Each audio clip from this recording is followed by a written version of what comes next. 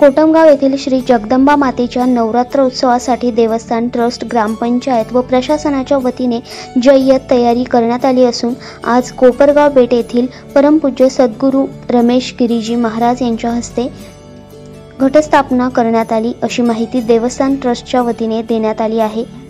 नवसाला पावणारी देवी अशी आख्यायिका असणारे प्रसिद्ध कोटमगाव येथील श्री जगदंबा माता देवस्थान ट्रस्ट व ग्रामपंचायत प्रशासनाच्या वतीने भाविकांना सोयी सुविधांची तयारी पूर्ण असणार आहे।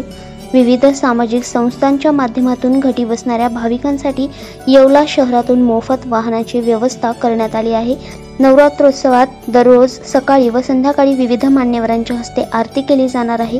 यात्रोत्सवासाठी कोटमगाव येथे पोलिसांचा मोठा फौजफाटा तैनात करण्यात येणार आहे। यात्रा काळात मंदिर परिसरात छोटी मोठी दुकानांचे स्टॉल उभारण्यात आले असून ग्रामपंचायत प्रशासनाच्या वतीने चोख नियोजन करण्यात आले आहे।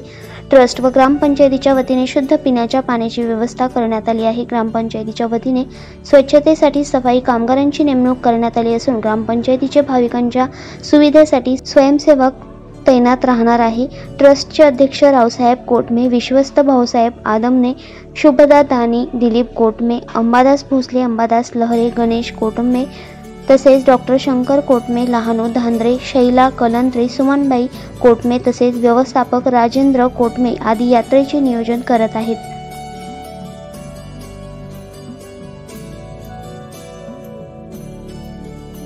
दैनिक भ्रमरसाठी प्रतिनिधी दीपक सोनवणे, येवला।